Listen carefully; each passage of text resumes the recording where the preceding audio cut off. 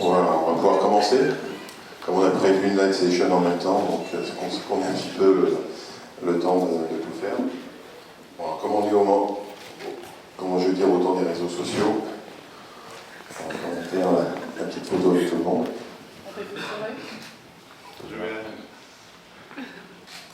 Voilà.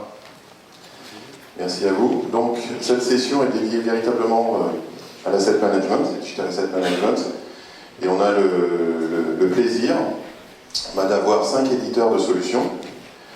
Donc, ce matin, on va parler encore parler d'expérience utilisateur, mais avec un fort accent sur l'innovation et l'intelligence artificielle. D'accord ? Alors, on va commencer par une présentation rapide. Donc, on a donc 5 éditeurs de solutions basés en France et en Europe. Et on va commencer donc rapidement. Alors, en vrai, on n'est pas tout à fait dans l'ordre, mais c'est. Donc, on a Stéphanie Halliwell, qui est responsable partnership chez Binder. On a Olivier Grenet, donc responsable technique, CTO, chief scientist, enfin, voilà, chez Wedia. On a Arnaud. Alors, Arnaud est timide, mais t'inquiète pas, on va t'aider, on va t'accompagner, tout va bien se passer. Donc, dirigeant de Hayden, donc solution e-photo. On a notre ami Matt, donc, que vous devez connaître parce qu'il nous fait des super vidéos sur LinkedIn de démonstration. Donc, product management sur la partie Nuxeo. On reviendra puisque Nuxeo, Island, enfin, tu nous en parleras un petit peu plus. Et puis Isabelle, je pense que tout le monde connaît Isabelle. Donc, vous voyez, au fil des années, toujours pas changé, donc toujours up and running. Et donc, responsable développement, et puis un petit peu tout chez Dalim Software. Voilà. Alors, je vais laisser la main à Malika, parce que du coup, on va parler un petit peu de nous aussi, un petit peu ce qu'on fait autour d'Activo, avant de pouvoir démarrer cette session ensemble. Pour information, tout est enregistré, donc faites attention à ce que vous allez dire, avec en maître notre chère Clara qui supervise tout ça. Donc vous pourrez retrouver sur activo.tv l'ensemble du recording de cette session. À toi Malika, et bonjour. Merci Fred. Bonjour à toutes et à tous, et surtout merci d'être présents aussitôt 9h pour les Parisiens. On sait que c'est difficile. C'est aussi difficile pour nous. C'est déjà notre deuxième journée.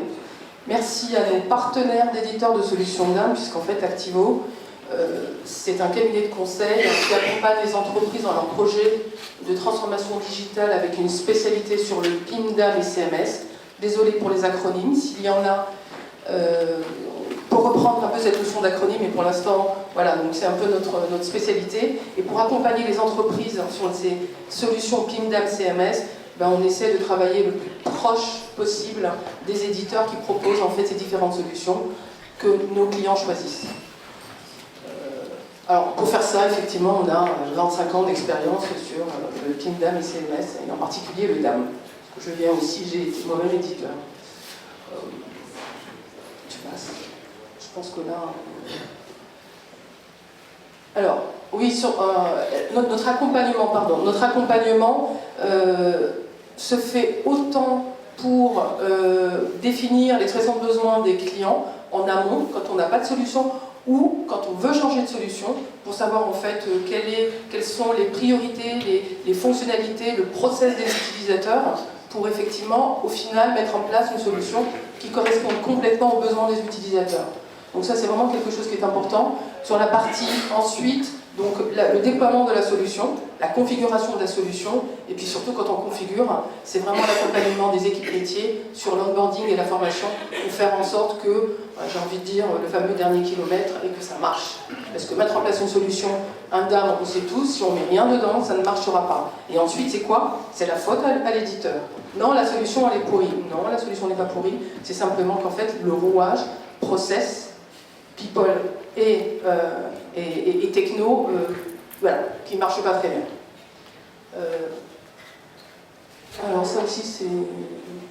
Alors ça c'est la slide de Frédéric, il adore cette slide. Pourquoi ? Parce qu'on montre en fait, typiquement, le nombre de solutions. Alors là, quand on est arrivé en 2023, qu'on a dépassé les 11 000 solutions existantes, pardon ? On a dépassé les 11 000. C'est à 9938, c'est bien. Oui, 9938, et donc on est passé de 9938 en 2022 à 11 000 et des bananes en 2023. Donc tout ça pour dire, il y a beaucoup de solutions qui émergent dans le cadre justement de ces transformations digitales chez aujourd'hui. Et alors ensuite, on fait un petit focus toujours sur la partie DAM, MRM, etc., mais toute cette partie-là de DAM. Et donc ça veut dire quoi? Ça veut dire qu'il y a énormément de solutions. Il y a des solutions, alors je vais dire de celles qui gèrent, qui savent gérer 1000 photos, de celles qui toussent quand on upload 5 TIFF. Voilà, donc les solutions, il y a un peu de tout, et elles correspondent à un marché. Donc, et j'ai l'habitude de dire, il n'y a pas une solution d'âme, il y a des solutions d'âme, c'est exactement le cas, et ça dépend en fait des usages, et des process, et des projets, et des exigences des clients. Ça va ensuite. Alors, la question qui tue. Qui ne sait pas ce qu'est un DAM? Qui n'a pas de DAM? Merci madame. Parce que mon fils là-bas me disait, c'est malaisant maman. Hier, quand on t'a posé la question, il n'y a personne qui a osé lever la main. Donc merci du fond du cœur. Voilà. Donc le DAM, c'est Digital Asset Management, et ce sont des plateformes qui permettent justement de gérer tout ce qui est asset numérique de l'entreprise. Donc on parle beaucoup de médias, de photos, de vidéos, etc. Et c'est des fois, ce que je dis, c'est la fameuse boîte qui permet de dire comment on va intégrer les éléments, comment on va les classer, comment on va permettre de les retrouver et de les redistribuer. Voilà. Et le DAM, il y a quelques années, ne parlait à rien. Aujourd'hui, le DAM parle à beaucoup d'autres solutions. Et c'est ce qui fait que les transformations digitales, ça peut marcher ou pas quand ça a été mal configuré, que les interfaces ont été un peu mal gérées en amont. Alors justement, le DAM permet de gérer le cycle de vie des médias dans l'entreprise, donc avec en particulier, sur les imports, différents types de documents.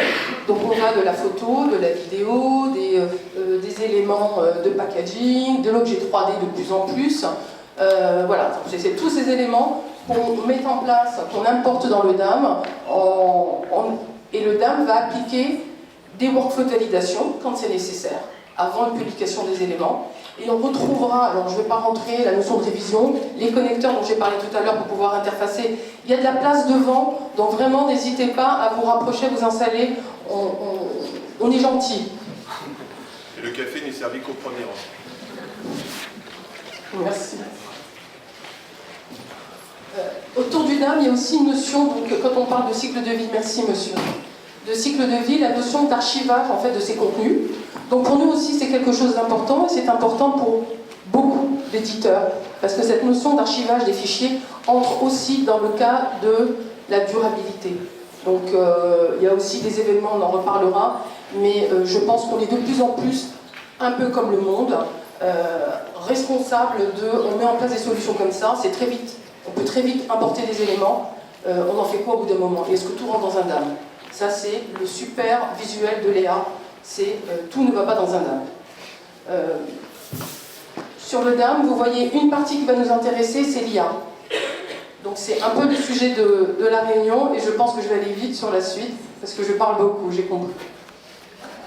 Non, c'est le but est de dire les bonnes choses au bon moment. En tout cas, merci Malika pour cette présentation. Bon, on va faire très vite, puisque l'idée c'est de laisser la place à nos chers éditeurs, et qu'on puisse voir enfin l'innovation. Effectivement, c'est l'IA, et vous allez voir qu'on va avoir des choses vraiment assez innovantes et étonnantes. Aujourd'hui, au-delà de simple auto-tagging et des choses classiques qu'on pouvait voir ces dernières années. Simplement vous montrer que le marché du DAM, il est en croissance, globalement. Alors vous me direz que le e-commerce est en croissance de 15%, le DAM de 15%, donc est-ce que tout ça est vrai ou pas? Dans tous les cas, une chose qui est concrète aujourd'hui, c'est qu'on a de plus en plus besoin de diffuser, comme disait Malika, la bonne image sur le bon canal au bon moment. Et alors bien entendu, tous les liens de cette présentation seront partagés, et tous les liens sont disponibles, vous allez pouvoir cliquer dessus et les récupérer. Donc ça, c'est l'étude qui est sortie en début d'année, où on voit que globalement, cross pays, différents marchés, notamment aussi en rapport solutions et services, on voit qu'on a une très forte augmentation et une appétence. Bon, forcément, Olivier, tu vas me dire, oui, bon, ça c'est du repris, mais à un moment donné, quand on veut penser disruptif et nouvelle technologie, il faut aller de l'avant, il faut savoir prendre des risques, ça c'est important, et c'est pas évident pour un leader, parce que quand vous montez une solution, c'est toute une cathédrale, et à un moment donné, il faut savoir faire évoluer, n'est-ce pas? Donc c'est jamais évident. Donc l'IA et le DAM, et plus indirectement finalement, c'est quoi le futur du DAM? Voilà. C'est vraiment le but de cette session. Aujourd'hui, juste aussi quelques rapports en termes depuis quelques années en tout cas, d'investissement autour de l'intelligence artificielle. Il s'est fait beaucoup de choses, il s'est fait de plus en plus de choses. Par contre, nous, de notre regard, côté DAM, on a été un petit peu déçus. On ne voit pas forcément des grosses innovations. Donc là, c'est justement le but de cette session d'aujourd'hui, de voir ce DAM du futur. Alors, on va passer vite, vous retrouverez tous ces liens dans une présentation et sur notre blog post. Dans tous les cas, ce n'est pas forcément les métiers qu'on attend qui ont utilisé l'IA. Par exemple, vous prenez, il y a un gros travail qui est fait sur l'IA chez Airbus depuis pratiquement 10 ans, sur l'analyse, par exemple, quand un avion revient, il y a 1 million de data qui arrivent, et ça c'est l'IA qui permet d'avoir tout de suite une interprétation si le vol s'est bien passé. Donc on a des métiers très spécifiques dans ce qu'on appelle le healthcare, tout ce qui est transport industriel, mais pas forcément encore dans communication et médias, où globalement, à part avoir un petit peu d'auto-tagging, voilà, on était sur des choses quand même assez basiques. Et bien entendu, qui dit IA est aussi possiblement danger, Malika. Rapidement, je pense qu'en fait, on l'a tous lu. Il y a encore eu un article dans Le Monde ce week-end. Voilà, donc on y va, mais on est aussi responsable par rapport à ce qu'on met en place et qu'est-ce qu'on attend de ça. Parce qu'en fait, la vraie phrase, c'est ça. C'est en ce moment, ils ne sont pas plus intelligents que nous, pour autant que je sache, déjà. Mais je pense qu'ils le seront bientôt. Donc en fait, je pense qu'il y a une responsabilité de nous tous sur comment on interface et comment on intègre tout ça et qu'est-ce qu'on lui demande. Et donc forcément, quand on parle d'intelligence artificielle, au-delà du buzzword du ChatGPT, on a beaucoup parlé aussi d'IA générative, n'est-ce pas Malika? Oui, alors, cette photo-là, en fait, si vous l'avez vue, c'est un artiste qui l'a produite, qui a eu un super prix.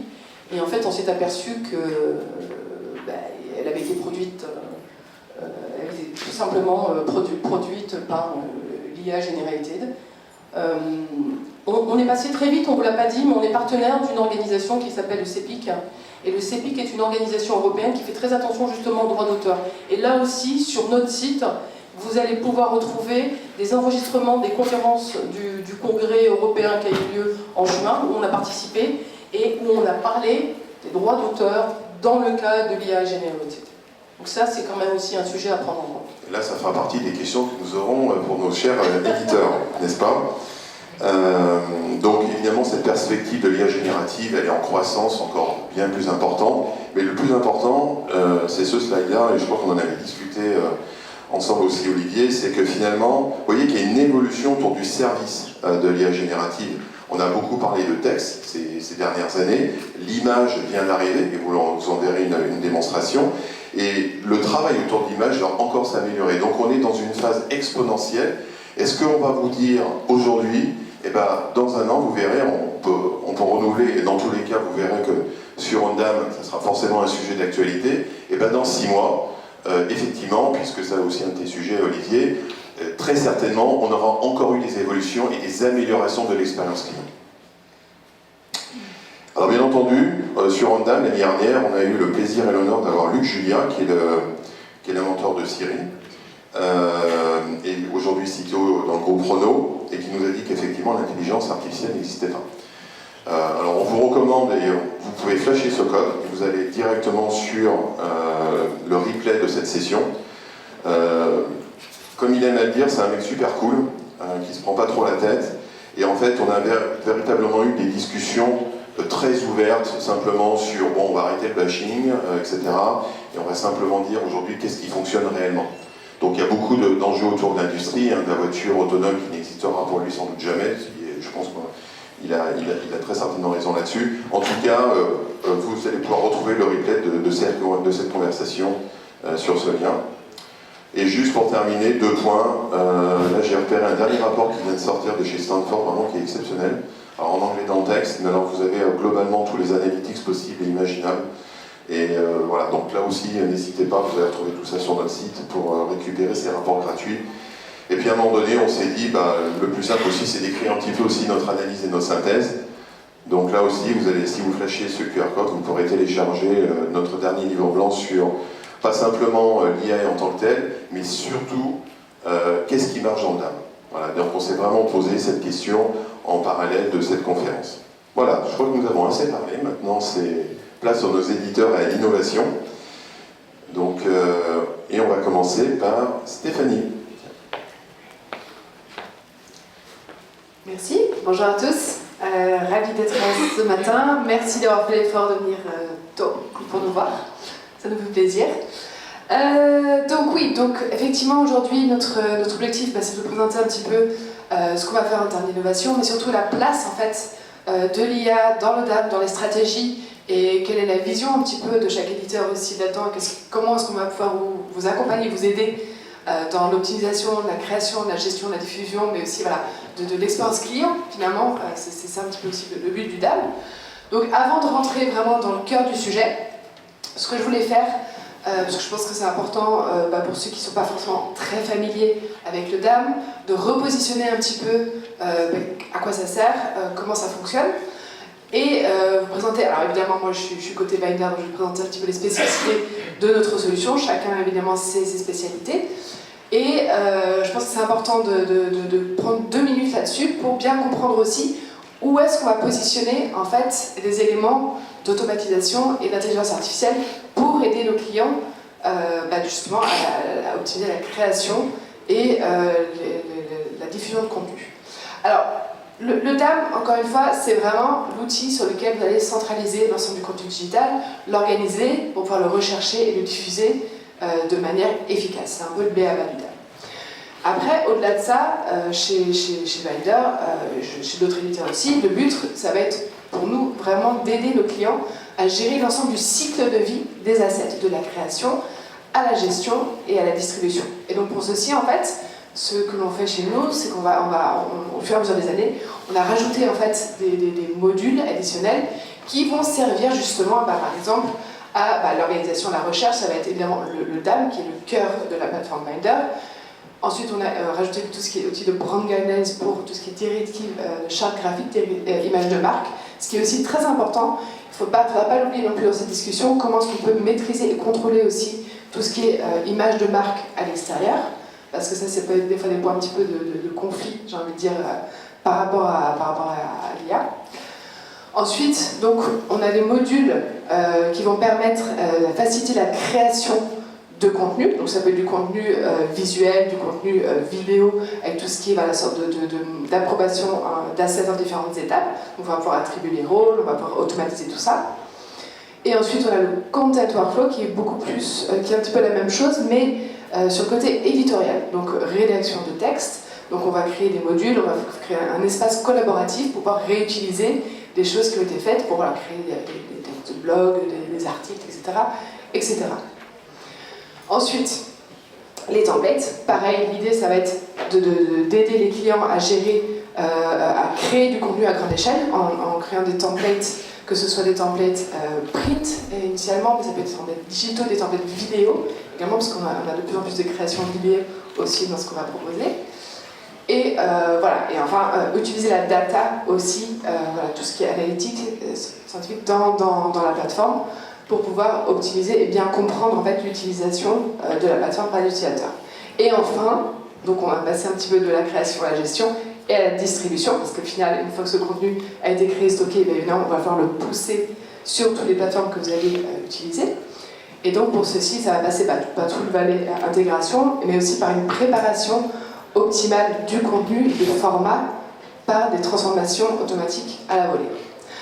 Voilà, je voulais vraiment vous présenter ça rapidement parce que c'est important aussi, après pour expliquer la manière dont chez Binder on a conçu en fait l'IA et où est-ce qu'on l'a positionné dans la plateforme, parce que ça va être vraiment des endroits stratégiques dans les différents produits qu'on va proposer qui vont faciliter justement les différentes étapes du cycle de vie, de la gestion du cycle de vie des assets. Et donc, au final, le but, encore une fois, Malika en a parlé, ça va vraiment être de créer en fait tout un écosystème connecté, avec évidemment la gestion centrale du contenu qui va être effectué dans le DAM. Et en fait, l'idée, c'est de récupérer évidemment tout le contenu qui est créé par toutes les plateformes que vous utilisez au jour le jour, des plateformes créatives, Adobe Figma, tout ce qui est User-Generated Content. Tout va être placé dans le DAM et ensuite transformé via DAT, optimisé et repoussé dans les autres plateformes via des intégrations que vous pouvez utiliser, que ce soit les sites web, les plateformes sociales, les ping, les commerces, tout ce que vous voulez. Voilà. Donc ça, c'est vraiment le DAM, la manière dont on va positionner aussi de manière stratégique dans l'écosystème. Et évidemment, donc, en tant qu'éditeur, on s'est évidemment posé des questions aussi sur, eh bien, quid de l'IA, qu'est-ce qu'on en fait, comment est-ce qu'on intègre, est-ce qu'on intègre tout. Voilà. Donc évidemment, on s'est posé énormément de questions sur la place de l'IA. Ce qui en est ressorti, c'est vraiment aussi l'idée que, oui, l'IA évidemment, c'est génial, il y a plein de choses hyper intéressantes, il y a beaucoup d'innovations, mais c'est pas tout. Et donc ce qu'on souhaite aussi faire passer comme message, ça va être comment est-ce qu'on va combiner les mécanismes d'automatisation dans ces différentes étapes de gestion du contenu avec des formes d'IA pure, mais aussi pourquoi. En fait, quel est le but de ces innovations? À quoi ça va servir? Parce que l'idée, c'est vraiment de réfléchir en quoi concrètement ça va aider nos clients dans l'organisation, dans la gestion, dans la rationalisation des opérations. Voilà, parce que si au final c'est uniquement un côté un peu de gadget, est-ce que voilà, quel est le but en fait derrière ça? Donc nous, c'est vraiment notre approche, ça va être ok, on va évidemment intégrer des éléments parce qu'il y a plein de belles choses, mais tout en gardant en tête les clients, le pourquoi et comment est-ce que ça va servir, et aussi d'avoir un sorte d'aspect de contrôle en fait de ce côté-là, parce qu'on disait aussi, il y a des fois attention, danger, où est-ce qu'on va, et donc toujours essayer d'avoir cette approche un petit peu raisonnée aussi de développement de ce type de capacité dans la plateforme. Concrètement, du coup, comment est-ce qu'on a intégré? Donc en fait, ce qu'on a fait, c'est qu'on a identifié les différentes étapes, encore une fois, dans lesquelles on s'est dit, tiens, ce serait intéressant pour nos clients justement de rajouter de l'IA et de l'automatisation. Donc ça va être évidemment dans la création de contenu. Qu'est-ce qu'on va faire à ce niveau-là? Dans la recherche de contenu, parce qu'il y a beaucoup de choses qu'on peut faire et aider nos clients justement à optimiser cette recherche et à accélérer la recherche de contenu dans le DAM. Et ensuite dans la livraison, donc dans la distribution de ce contenu. Donc ça va être un petit peu les trois pôles sur lesquels que je vais aborder et vous expliquer un petit peu voilà, notre approche, notre philosophie et qu'est-ce qu'on fait aujourd'hui et qu'est-ce qu'on va faire aussi dans les mois à venir. Donc on va commencer par justement la création de contenu. Donc cette création de contenu, évidemment, l'idée c'est d'aider les clients à gérer, à créer à grande échelle du contenu. Et donc je reviens un petit peu à un module que je vous ai présenté tout à l'heure.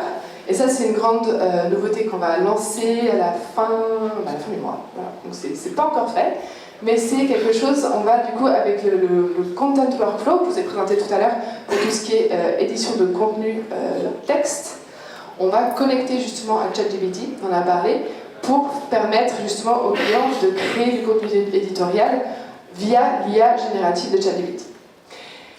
Donc, encore une fois, l'idée, ça va être de faciliter, d'aller beaucoup plus vite dans la création, mais encore une fois, en étant mesuré, parce que c'est quelque chose qu'on va pouvoir activer ou désactiver selon une certaine étape aussi du workflow. Donc on va dire, voilà, je veux qu'on ait cette possibilité au début, mais après qu'il y ait un contrôle ou une revue de ce qui a été fait. Et aussi, comme vous le savez, donc le DAM permet aussi de gérer l'accès à différentes fonctionnalités selon les profils et les droits, et aussi dire qui a le droit d'utiliser ça. Ça c'est important encore une fois. Donc l'IA, oui, mais avec ce côté contrôle et voilà, le côté un petit peu intervention de l'humain aussi à certains stades, parce que ça nous semble absolument nécessaire encore aujourd'hui, heureusement. Voilà, donc ça c'est ce qu'on va lancer bientôt. Et ensuite, il y a, comme je vous le disais, cette combinaison aussi avec automatisation. Donc l'idée, encore une fois, améliorer l'efficacité. Comment est-ce qu'on peut vous aider à gérer vraiment, par exemple, tout ce qui est création de contenu, en attribuant des rôles, en faisant en sorte que voilà, les clients soient notifiés quand une étape a été franchie dans un workflow de validation. Donc ça permet, voilà, cette automatisation, encore une fois, de faire en sorte que les livrables soient créés à temps et en heure, voilà, pour pouvoir aider justement dans la gestion du projet, de la création de contenu. Et enfin, la création de design multi-size et par batch, ça c'est vraiment le côté templating, d'accord? Donc vraiment où ça va permettre de gagner du temps. Donc l'idée, encore une fois, ça va être d'aider les clients à produire à grande échelle du contenu. Donc les designers vont créer des sortes des templates qui ensuite pourront être déclinés de manière automatisée sur les différents marchés, sur différents formats, sur différents canaux, etc., etc. Et ça permet encore une fois d'avoir cette production à grande échelle tout en ayant ce contrôle et cette cohérence par rapport à l'image de marque et par rapport à ce qui est créé. Donc voilà un petit peu ce qu'on propose au niveau d'IA et d'automatisation pour la création. Maintenant, je vais passer du coup vraiment à la partie recherche. Et je pense que ça, on a fait différents sondages aussi, en disant où est-ce que vous souhaiteriez en fait que l'IA vous apporte de l'aide. Et clairement, la recherche, la découvrabilité des assets, c'est le plus grand point. Et c'est là où on peut vraiment faire des choses hyper intéressantes. Pour le coup, donc ce sont des fonctionnalités qu'on a rajoutées du coup dans le DAL pur et dur, et qui vont justement permettre d'aller beaucoup plus vite et de trouver des éléments de manière beaucoup plus facile, ce qui permet évidemment d'augmenter le ROI du contenu qui est compris dans le DAM. Parce que souvent, ça c'est un des gros challenges des entreprises, des clients. Ils disent « je ne sais pas ce qui est produit, je n'arrive pas à le retrouver, c'est pas bien organisé, donc finalement on doit reproduire des choses qui ont déjà été produites ». Donc ça, ce sont des fonctionnalités qui... plusieurs fois, oui. Et donc du coup, c'est des fonctionnalités qui vont permettre justement d'aider les clients à découvrir ce qui existe concrètement dans le DAM. Donc, par exemple, des métapropriétés automatisées, donc ça c'est plus des logiques de recherche, si ceci, alors cela. Ensuite, on a tout ce qui est fonctionnalité de recherche de texte. Alors, on avait déjà ça au niveau du contenu texte, donc les documents, les PDF, les Word, etc. Mais on a rajouté aussi la fonctionnalité de recherche par OCR sur tout le contenu photo. Ça c'est hyper sympa, d'ailleurs si vous voulez venir tout à l'heure voir un petit peu comment ça fonctionne, on pourra faire des tests. Par exemple on a des photos avec plein de vinyles, avec au début les Beatles, et donc ça va retrouver vraiment de manière très claire, en tapant Beatles, on va retrouver cette photo avec les vinyles, avec le nom du groupe. Donc ça va beaucoup plus loin que vraiment le scan en fait, de texte pur et dur, ça détecte le texte dans les images. Oh, je suis par là. J'ai pas vu, j'ai cliqué. Non, j'ai un petit peu accéléré parce que sinon on va. D'accord. On est très short in time. J'y vais. Donc merci Stéphanie. Pas encore d'autres choses. Donc la recherche contextuelle, voilà, c'est bien sûr, le reste je ne vais pas passer dessus parce que c'est des choses qui sont assez classiques, on va dire, de ce qui a déjà été développé. Mais la recherche contextuelle, ça c'est hyper sympa aussi, parce que c'est des choses, en fait, non seulement on va pouvoir rechercher par rapport à des émotions, à des états, on va pouvoir faire des recherches de similarité, et aussi des recherches par URL. Par exemple, si vous avez trouvé une photo, je ne sais pas, sur un site ou sur Shutterstock, et vous voulez voir si vous trouvez quelque chose de similaire qui existe dans votre DAM, vous pouvez copier cette URL dans le DAM, et ça va vous rechercher des éléments qui sont similaires dans votre DAM. Donc voilà, des choses assez sympas là-dessus. Et enfin voilà, donc la partie recherche, et pour finir vraiment la distribution de contenu, quels sont les éléments qu'on va inclure dans le côté automatisation et IA dans la distribution. Donc évidemment, ça va passer par les capacités à transformer de manière automatisée le contenu selon les différentes plateformes sur lesquelles on va le diffuser. Donc ça, c'est l'outil de DAT que je vous ai présenté. Et donc ça va générer en fait des transformations dans l'URL pour optimiser le format. Et ça veut dire qu'évidemment, ça va devoir être préparé aussi en amont. Et donc voilà, on a des fonctionnalités qui permettent d'avoir un point focal automatisé pour le cropping, du détourage, etc., etc. Donc pour préparer ce contenu pour qu'il puisse être ensuite livré et poussé dans l'écosystème. Voilà un petit peu pour le côté Binder. Donc encore une fois, le message principal c'est IA, oui, c'est génial. IA combiné avec l'automatisation et avec toujours un petit peu la main humaine qui va aussi venir pour valider un petit peu tout ce qui est créé. Voilà ce que je voulais présenter aujourd'hui et je passe la main du coup à...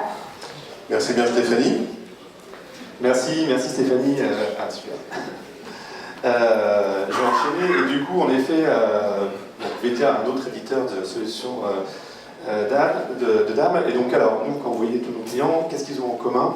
Je pense qu'ils mettent vraiment l'image au service de l'expérience client, quoi. Donc si, par exemple, la dernière fois que vous avez acheté une Harley Davidson, vous avez d'abord été sur leur site web, vous avez été exposé à leurs canaux digitaux sur des social media, et ensuite vous avez fini sur la concession, par exemple, de Paris-Bastille, et là il y avait encore de l'image pour vous guider dans votre choix et faire de l'expérience d'achat quelque chose de très très sympa.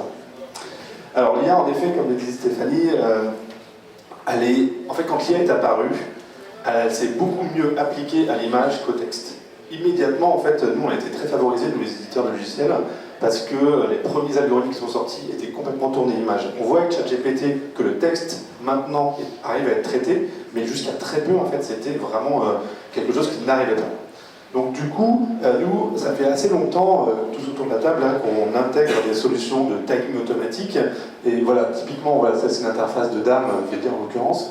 Mais on voit qu'il y a beaucoup de filtres de recherche qui sont alimentés automatiquement par de l'intelligence artificielle. Est-ce qu'il y a des personnes sur les photos? Donc est-ce qu'il faut avoir recueilli les droits de présentation de ces personnes sur les images? Est-ce qu'il y a quel est leur âge? Quelles sont les personnalités? On peut regarder les personnes, bien entendu. Et donc tout ça existe depuis quelques années. On le perfectionne à chaque fois. En particulier, on le perfectionne pour sortir du côté standard de ce qu'on appelle le tagage, c'est-à-dire le fait d'accrocher des petites étiquettes pour retrouver les images plus tard, avec un vocabulaire qui est celui du dictionnaire, avec quelque chose qui est métier. C'est-à-dire, voilà, là, on fait vraiment apprendre à un réseau qui ne sait pas, a priori, à quoi ça ressemble un pneu Michelin, Goodrich en l'occurrence ici, Michelin. Et donc voilà, là, sur les pneus de rallye raid, on fait de l'apprentissage, donc on lui montre une centaine d'images, et là il va petit à petit comprendre ce que c'est que le pneu, on va pouvoir les récupérer. On fait ça également pour le Leroy Merlin, pour les styles de photos, c'est-à-dire que par exemple, est-ce que c'est du style design ou est-ce que c'est du style nature? Alors c'est pas de la magie, en fait, l'IA, au bout d'une centaine d'images, va rapidement s'apercevoir que le style nature, il y a plutôt des tonalités vertes, et il y a des plantes dedans, et le style industriel, à l'inverse, c'est beaucoup plus métallique et beaucoup plus bois. Donc ça, c'est tout ce qui se passe sur la recherche, mais vous ne vous avez pas échappé qu'il y a un nouveau système qui est arrivé, donc voilà, c'est lancé. Donc c'est l'IA générative. Alors nous, on a un POC que vous allez pouvoir accéder tout à l'heure pour le tester vous-même. Voilà, ça c'est une interface de DAM, et déjà on voit qu'il y a de l'IA, par exemple, lorsqu'on a vu la petite boucle de vidéo qui se présente lorsqu'on survole la vignette d'une vidéo, cette petite boucle qui passe en boucle, c'est un résumé qui est fait par de l'intelligence artificielle. Lorsqu'on fait des recherches, il y a des petites pop-up en dessous là, qui viennent en bas pour vous aider à raffiner votre recherche. Et là encore, c'est l'intelligence artificielle qui comprend en fait ce que vous avez demandé et qui essaie de vous proposer d'autres éléments. Mais ce qui est intéressant, c'est quand je fais une recherche un peu plus complexe, du coup, on voit qu'en bas de la liste de résultats, on va pouvoir, cette fois-ci, basculer sur la génération, c'est-à-dire des images qui, contrairement à celles qui étaient précédentes auparavant, n'existent pas dans le DAM. Donc là, si je fais quelque chose sur l'hydratation, voilà, comme si j'avais une banque d'images qui était automatique, voilà, des concepts qu'elle me propose, et puis du coup, je vais pouvoir retravailler là-dessus, et donc tout ça, ces images existent juste à l'instant, elles viennent d'être générées, et donc moi, je vais pouvoir travailler des pistes créatives, et ad lib, en fait, comme si je consultais une banque d'images qui ne s'arrêtait jamais, avec des images qui sont générées par l'IA. Donc je passe d'un moment où j'ai de l'image stockée que j'ai produit moi en tant que marque, à de l'image qui va ressembler à ça, je vais pouvoir la télécharger, et par exemple, lui fait les créatifs en disant voilà, j'aime bien cette piste-là, ces images n'existent pas, j'aimerais bien désormais que vous les créiez et qu'on fasse quelque chose avec ça. Alors ça, c'est typiquement de l'image, on va dire, qui est conceptuelle, de l'image de communication produit. Alors si on va sur un autre volet en fait des médias qu'on gère, c'est tout ce qui est packaging, packshot, produit. Lorsqu'on fait des expériences clients, on a besoin d'avoir des images produits, mais si on va sur les sites des e-commerçants, une fois que vous avez vu quelques packshots, vous arrivez très rapidement sur ce qu'on appelle, nous, des images d'ambiance, des natures mortes, où là, on projette le produit dans un contexte. C'est beaucoup plus sympa de le voir utiliser. Donc ça, on va pouvoir le positionner sur des fonds graphiques pour créer en fait des ambiances. Donc ça, il n'y a pas d'IA pour l'instant, à ce moment-là. On est juste en train d'assembler le produit avec des fonds. Et on voit que j'ai une liste de fonds qui m'a été fournie par les designers qui existe. Et donc je peux essayer de trouver quelque chose qui va bien aller avec mon produit pour créer une composition et donc la publier sur mon site e-commerce. Mais là, pour l'instant, je cherche et je trouve pas des trucs géniaux.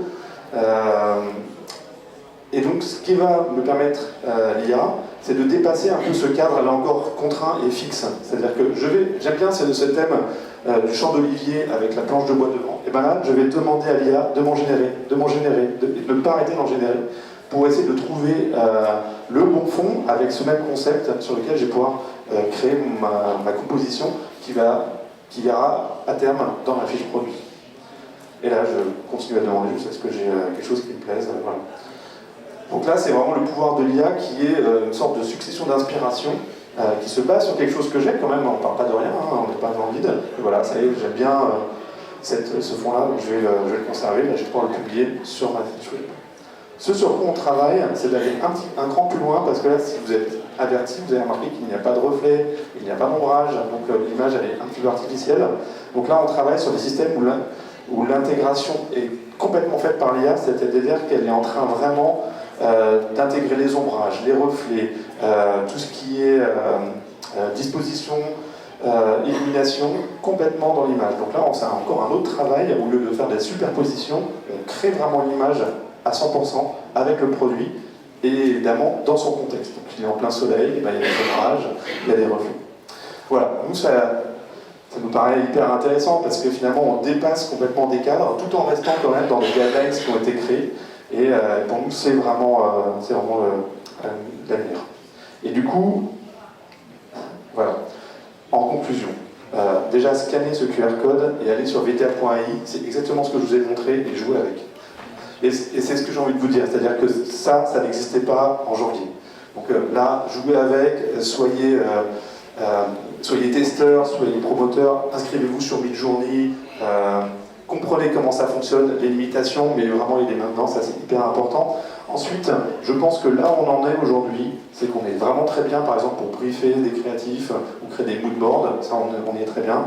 Et il faut anticiper, ça va très très vite, hein, tous mes camarades qui vont prendre la parole après vont le dire également, et ben du coup, anticiper, intégrer dans les parcours clients, et essayer de vraiment intégrer l'IA au cœur de votre réflexion. Voilà. Merci beaucoup, et donc je passe la parole, c'est Arnaud, c'est ça que tu dis? Exactement. Bah, merci bien Olivier pour cette super démonstration. Donc, on est dans le concret, hein, on n'est pas dans... C'est quelque chose que vous pouvez tester, qu'on a nous-mêmes testé, et puis je crois qu'on est à la version 2 déjà. Ouais. Donc c'est quelque chose qui évolue et à suivre jusqu'à la fin de l'année avec des évolutions majeures qui vont arriver. Arnaud, à toi. Oui, bonjour à tous, merci, je voudrais arrêter. La recherche par couleur dominante. Plus récemment, on a travaillé par exemple sur le tatouage numérique avec eux, sur des filtres comme la profondeur de champ, la capacité pour une IA de détecter la profondeur de champ automatiquement. Et donc on a travaillé longtemps avec cet institut. Et puis en 2021, avec l'émergence, l'accélération de l'IA, il nous a paru important d'aller plus loin avec eux. Et donc on s'est, voilà, avec le vice-président là, donc le Damien Lab, donc ce Labcom qu'on a nommé Damien Lab, nous avons remporté l'appel à projet.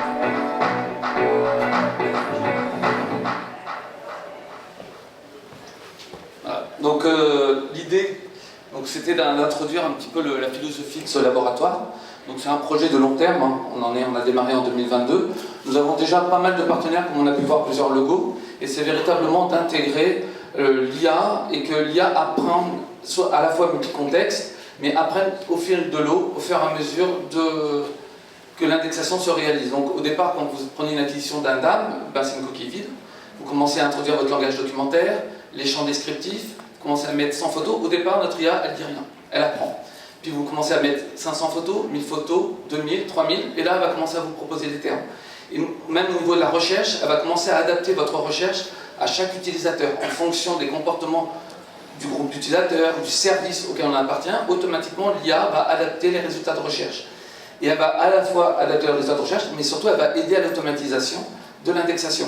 Et bien sûr, elle va apprendre. Donc, pour reprendre l'exemple du luminaire de mon client, elle connaîtra parfaitement ce luminaire, elle aura des centaines de photos de ce luminaire, elle connaîtra la fiche descriptive, et donc si on commence même à partir sur l'IA générative, elle ne fera pas n'importe quoi au niveau du produit, hors de question de déformer le produit. Donc elle va véritablement introduire le média dans des contextes, mais des contextes connus par le client et indexés, et elle connaîtra les spécificités du produit. Donc là, voilà, le but c'était un petit peu provocateur évidemment, mais en tout cas on a passé une petite journée sur Idol et Midjourney. On a travaillé sur les différentes, sur notre luminaire de mon client. On a essayé de l'intégrer sur différents environnements et on voit que les IA, le problème, à partir du moment où elles sont généralistes, elles ne connaissent pas bien le produit. Donc elles commencent à créer, comme on peut le voir sur les différentes photos, elles créent des choses qui n'existent pas. C'est-à-dire que ça ne fait pas partie du produit. Ou alors des fois, elle est carrément trop grande. C'est-à-dire, c'est disproportionné par rapport, on le voit sur la dernière photo, c'est disproportionné par rapport à la photo. Donc là, l'idée, c'est véritablement que l'IA apprenne au fil du temps et qu'elle soit intégrée. Donc le but, c'est pas de faire aussi fort, bien sûr, que les GAFA. On n'a aucune prétention, on n'a pas des modèles qui indexent des centaines de millions de documents. Mais par contre, l'IA connaît le produit, les produits de chaque client. Et donc le modèle est en apprentissage continu sur chacun de nos clients. Donc chacun de nos clients a comme ça ses propres modèles et qu'il enrichit de lui-même au fur et à mesure. À chaque fois que l'IA se trompe, le documentaliste corrige et l'IA se retient la leçon. Donc là, au niveau de l'interface, tout de suite on comprend tout à fait comment fonctionne notre IA. Elle a accès à toute la base de données, de tout le produit, ce que, évidemment, l'IA génératrice ne peut pas faire. Et puis, pour nous en tout cas, les IA externes, les API tierces, ont deux problèmes. C'est d'une part, il faut envoyer les médias, une miniature de chacun de vos médias. Donc pour certains de nos clients, c'est problématique. Mon client Salmon n'a pas forcément envie d'envoyer des milliards de son futur produit qui va sortir en 2024. Comment on fait? Donc d'une part, ça c'est problématique. Et puis il n'a vraiment pas, il n'a pas envie qu'on défende son produit, qu'on y rajoute des bouts. Donc c'est véritablement, il souhaite que l'IA, le modèle, se réalise au sein de son DAM. Donc quelques mots sur notre produit. Comme je l'ai expliqué, nous sommes positionnés plutôt sur le marché intermédiaire, Binder et Nvidia. Nous en sommes pas moins une solution très complète. Donc le principe du DAM, vous déposez un média, on apprend directement, donc il y a de l'intelligence artificielle sur le tagag, je ne vais pas revenir sur tout ce que j'ai dit, et bien sûr la diffusion sur tous vos médias, une seule indexation, et tous vos médias sont à jour. Nous avons bien sûr un grand nombre de plugins, notre propre store, que je vous invite bien sûr à nous découvrir. Donc je vous invite à nous rejoindre sur notre stand, et il y a un grand plaisir pour vous parler plus de notre laboratoire. Tu vois Arnaud, ça s'est bien passé. Merci. Donc merci bien, et bien sûr vous avez le loisir de revoir tout ça sur les stands. Maintenant notre ami Matt, notre super vidéos démo online sur LinkedIn, à toi. Ok, merci. Du coup je vais vous présenter Island. Premièrement, donc en fait Island c'est une entreprise qui a racheté la solution Nuxeo il y a 2 ans. Et donc moi je m'occupe de la partie Product Management pour Nuxeo, qui est un DAM. Mais c'est pas vraiment un DAM, Nuxeo. Nuxeo en fait, notre but c'est de mettre l'expérience produit vraiment au centre de la table. Donc toutes les entreprises ici, pour être le marketing, vous voulez faire des expériences clients réussies, mais ça passe par une connaissance approfondie de vos produits en fait. Sans ça vous pouvez rien faire. Donc Nuxeo en fait on met l'expérience produit au centre pour gérer vos assets produits, mais on va venir se connecter à des systèmes comme des PLM lors de la conception du produit. Donc aujourd'hui, avec la digitalisation des process, les produits ne sont plus faits en 2D sur des sketchs. Maintenant, il y a de la modélisation 3D. Et donc, comment on peut utiliser un DAM pour pouvoir faire des prévisualisations de ces produits. Donc, nous, on intervient là-dessus. On va se connecter à des systèmes de PLM pour pouvoir vraiment connaître la composition des produits, de quoi est fait ma veste, quelle est sa texture, sa matière, sa couleur, sa provenance, donc avoir le plus d'informations possible à cette étape-là. Ensuite, on fait la modélisation du produit, et une fois que cette modélisation est faite en 3D par des designers, comment on peut collaborer avec nos équipes marketing pour réutiliser ce qui a déjà été fait lors de la conception pour pouvoir l'amener sur le site e-commerce et donc amener des nouvelles expériences aux clients, simplement avoir autre chose que des images sur un site e-commerce. Maintenant, on peut manipuler le produit. Le client final va pouvoir voir vraiment en détail la texture de la veste que j'ai pris en exemple. Et également, il y a des nouvelles campagnes de communication qui passent par des visions immersives des produits. Donc là, je vais plutôt vous parler, par exemple, si j'achète une montre demain, je vais vouloir l'essayer. Sauf qu'en ligne, c'est impossible. Sauf qu'aujourd'hui, grâce à la 3D et grâce à la réalité augmentée, on peut essayer directement, grâce à ça, chez soi, la montre en fait. Donc comment on peut gérer tout ce genre d'assets à travers un DAM.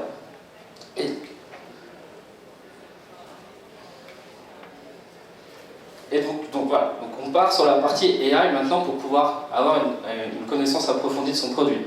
Donc Nuxeo peut se connecter à AWS, à Google Cloud Vision, pour pouvoir reconnaître ce qu'il y a sur une image. Donc ça, tous les DAM le font, quasiment aujourd'hui.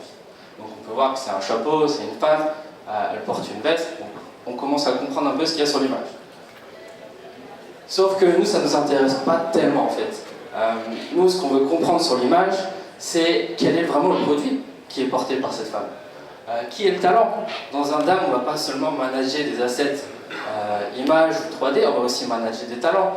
Cette image, je peux la diffuser, mais jusque quand? Donc j'ai un contrat avec ce talent pour la diffusion. Donc je vais pouvoir, grâce à ce tagging, mettre un life cycle sur l'image. Ok, elle est dispo jusqu'à la fin de l'année parce que ce talent est dessus. Donc le produit en lui-même, donc les différents produits, au moins on les comprend maintenant comme ça. Et donc comment on fait ça?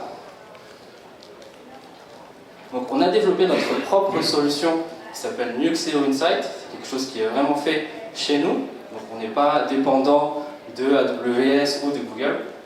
Et donc on peut soit du coup taguer selon les champs qu'on a prédéfinis. Donc ça peut être, si on est une multimarque, on peut choisir les marques. Donc ça va reconnaître le produit de la marque.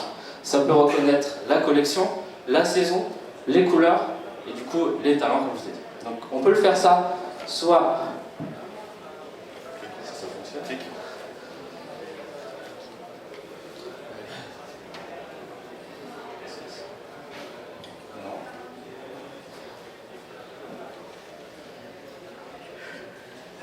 Ok. Donc, on peut faire ça soit manuellement sur une seule image. Donc, notre modèle va prédire toute une sorte de tag qu'il a pu reconnaître. Ça devrait arriver.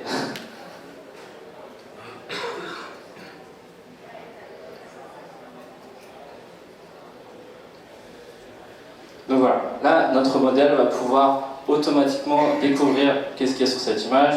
Là, c'était vraiment des modèles prédéfinis très simplistes, mais ça pourrait reconnaître la marque, la collection, ce genre de choses. Donc ça, c'est bien de le faire une fois, mais quand on a des centaines d'images, des milliers d'images, on veut pouvoir le faire en bulk. Donc là, on appuie simplement sur un système d'auto-enrich, on attend quelques minutes, et le modèle va taguer mes 1000 images dans les 2 minutes. Donc, comment c'est possible d'arriver à ce genre de choses? C'est que, en fait, le modèle, on va l'inciter à travailler. Il ne va pas faire tout lui-même. Donc oui, il va comprendre par lui-même. Plus on va lui donner d'images, plus il va commencer à comprendre ce qu'on lui montre. Mais il faut qu'il soit assisté. Et donc, on a créé un système de Human in the Loop. Donc, une équipe va pouvoir contrôler les modèles. Donc là, on parle vraiment de machine learning ici. Et donc, on va pouvoir vérifier si le modèle est correct dans sa performance et on va pouvoir lui donner des missions. Donc, cette personne va pouvoir regarder des images et dire ok, c'est correct, ça correspond bien à la collection 2022 et donc je suis d'accord. Ou alors décliner, non, ça fait pas partie. Donc, ça permet à notre outil du coup vraiment de comprendre ce qu'on lui montre. Donc là, c'était juste pour vous montrer le dashboard qu'on a avec la campagne d'image appareil qu'on a eu juste avant, qui avait vraiment dans le DAM. Donc là, c'est un outil qui est vraiment en dehors du DAM pour pouvoir aller plus loin. Et la vidéo ne se lance pas non plus.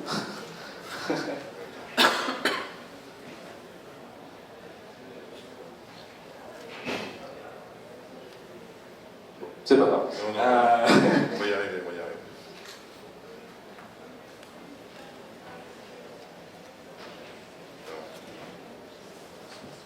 Non, elle est lancée, c'est bon.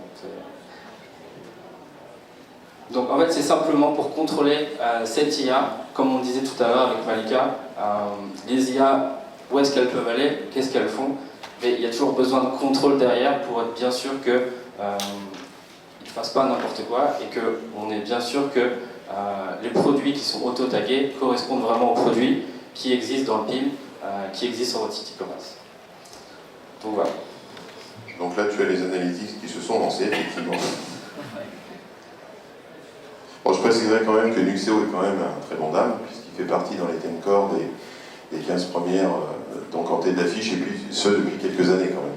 Oui, c'est ça. Et en fait, on est vraiment positionné aujourd'hui, plus vraiment sur du DAM marketing classique, mais vraiment sur du DAM à destination du retail pour la création de produits et vraiment sa maîtrise produit de A à Z, de sa conception jusqu'à sa mise en vente et à ses expériences vraiment immersives. Et avec une force autour de la personnalisation, des interfaces et de tout. Oui, exactement. Nuxeo, c'est complètement headless, donc on peut complètement, on a un front qu'on vous sort directement, mais vous pouvez complètement tout customiser vous-même, changer tous les champs qu'il y a sur toutes les pages, les modèles de données également. Donc, si on a des multimarques, on peut faire des modèles de données par marque, par type de document. Si c'est des images, si c'est de la 3D, si c'est des vidéos, on peut vraiment customiser tout de A à Z. Super, merci Matt. Et donc, Isabelle maintenant, la scène est à toi pour nous montrer un petit peu les innovations de Dynamic Software autour de l'IA et de la gestion de contenu. Alors je vois que pas mal de monde s'en va de la salle, donc on a un petit peu de retard, j'ai l'impression. Donc ce que je vous propose, on a résumé alors, ce qui s'est dit au niveau du DAM. Nous on est effectivement dans le DAM, on existe depuis 35 ans. Le DAM c'est vraiment l'évolution et tout ce qui a été dit, l'objectif c'est pas de répéter. Donc on est un DAM, on fait tous à peu près la même chose. On a petite vidéo, je vous propose de regarder une petite vidéo qui vous permet de résumer là où on s'inscrit, et puis je vous donnerai après quelques mots.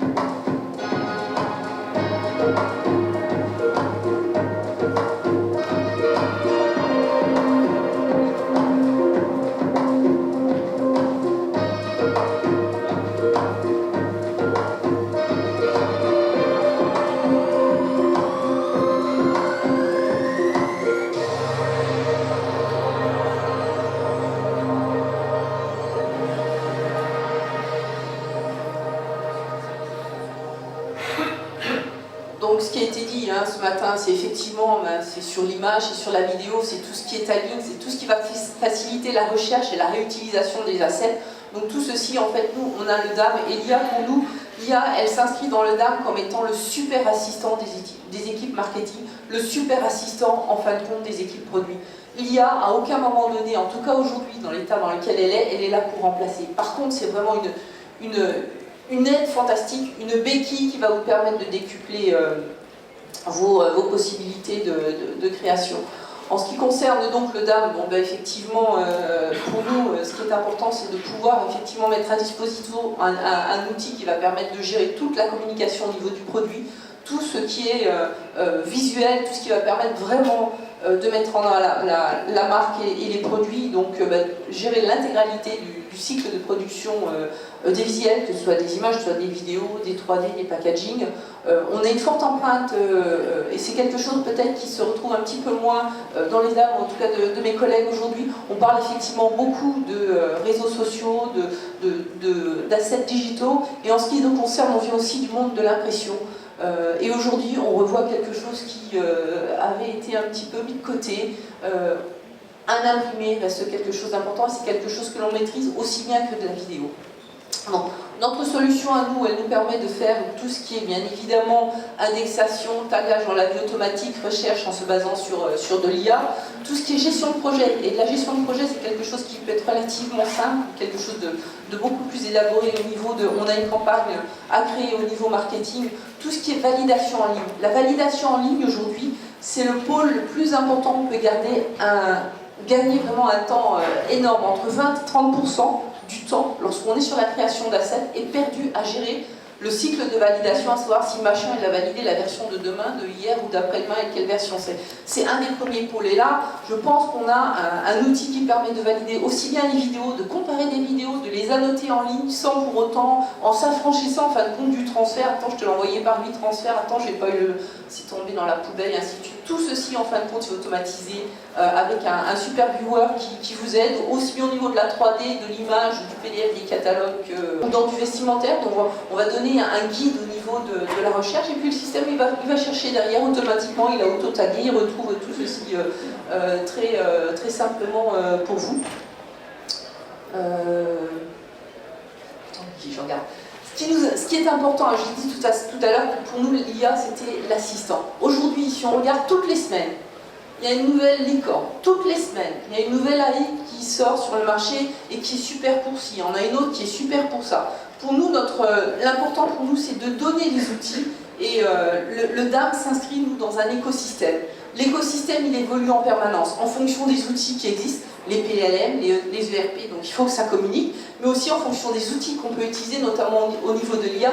Et l'objectif, c'est de mettre en place notamment des workflows. Aujourd'hui, la vidéo, c'est bien de faire de la vidéo, mais quand on arrive à faire de la vidéo, en même temps récupérer le texte, récupérer les sous-titres automatiquement, insérer ceci, on l'a vu tout à l'heure avec les collègues, avec des cycles de validation, et puis derrière, pourquoi pas mettre une voix off, et ça l'IA permet de le faire, hein, avec la voix off qui se calque sur les lèvres, en fin de compte, des personnes qui parlent. C'est là où en fait on va toucher la puissance. Et peut-être qu'aujourd'hui, le moteur qui le fait le mieux, c'est celui-ci, et demain c'en est un autre. Donc c'est donner cette possibilité en disant, en fonction de mon projet, je sais que là je vais faire de la vidéo, et le système sait lui que pour ce type de vidéo, c'est ce type de IA qu'il va falloir consulter. Donc c'est la mise en place de workflows qui vont aider notamment à produire rapidement ce genre, donc un super assistant, parce que c'est pas lui qui va, et puis après on va valider le tout, mais c'est pas lui qui va nous faire la création. Un deuxième point où on la voit beaucoup se développer, en tout cas avec des créatifs, avec les agences, avec les marques, c'est tout ce qui est aide à la décision du brief. Je veux faire une nouvelle campagne pour le produit XY. On donne un prompt à une IA, le système de DAM va aller chercher l'information qui lui vient par rapport au produit, hein, on l'a vu par rapport au produit, et derrière, il va nous renvoyer une déclinaison de propositions de bah tiens, pour ce produit-là, c'est ce brief-là. Donc il m'a aidé en tout cas à formaliser les choses très rapidement. Hier, on a donné une conférence sur l'IA, et là-dessus, les étapes, elles ne vont pas beaucoup changer. Par contre, l'IA va nous aider à rédiger très rapidement des choses qui ne sont pas forcément très simples, en fonction aussi de la personne qui est derrière, de ses aptitudes, à pouvoir rédiger, à donner un brief à une agence ou à plusieurs agences qui derrière vont elles réaliser les visuels, et puis derrière on va passer sur des cycles de validation, et puis après récupérer l'information et l'envoyer peut-être à d'autres IA par rapport à d'autres besoins. Donc c'est comme ça en fin de compte que l'on voit nous aujourd'hui là, dans notre écosystème, c'est de donner la possibilité de garder les portes ouvertes, de pouvoir vraiment en bénéficier. Et aujourd'hui, c'est quelque chose d'important, c'est allez-y, mais attention, faites aussi attention, parce que lorsque l'on donne, et on l'a vu, des informations aux IA, aujourd'hui les IA, elles conservent ces informations. Donc il y a des choses qu'on n'a peut-être pas envie de dévoiler en tant que marque. Il faut y aller il faut faire des tests, il faut y aller. Je dirais, on ne peut pas aller contre le progrès. Alors en résumé, en fait, pour rapidement reprendre ce qui est dit, donc effectivement, nous sommes à DAM. On va pouvoir aider effectivement à la production de nouveaux visuels, de nouveaux contenus, en s'appuyant sur les fonctionnalités de l'IA, puis en suivant toutes les évolutions et en vous donnant en fonction de vos marchés la possibilité de vous connecter à n'importe quel type de moteur d'IA, mais surtout à ceux qui vous sont aujourd'hui les plus importants par rapport à vos modèles de business. Voilà, donc pour nous, l'IA, c'est un super assistant de la production de contenu marketing. C'est pas celui qui va révolutionner. Hein. Si on vient me dire j'ai besoin de créer une campagne avec des images facilement, bah c'est pas là. On a vu qu'il fallait quand même nourrir les IA. Il faut le penser dans son processus. C'est là où on a d'ailleurs des gens tels que Activo qui vont nous aider qui vont vous aider justement à réfléchir à quel type d'IA, quel type de solution mettre en œuvre. On est sur le stand 10. Et puis voilà. Vous avez, je rajouterai un super viewer qui est un peu unique sur le marché, puisque vous allez pouvoir visualiser en streaming en fait, sans télécharger le visuel en très haute définition et en couleur contrôlée, ce qu'on appelle. Voilà. Merci, oui, c'est ça, Fred. C'est là où, en fait, aujourd'hui, on voit le plus grand gain de temps au niveau des sites de production de contenu. Merci bien Isabelle. Je prendrai juste une note. Voilà. Donc, stand numéro 10, là, à côté du café. Donc, et on va vite terminer simplement. Vous retrouverez tout ça en ligne. Donc, on a fait aussi des contenus, on a fait aussi des white papers sur le DAM durable, sur l'application mobile. Et on terminera juste par, si vous voulez tous nous retrouver, et ben ça sera en fin d'année sur OnDAM, les 21 et 22, donc 2 jours dédiés au DAM. Merci encore à tous et désolé de ce petit retard pour les suivants. Merci. Merci.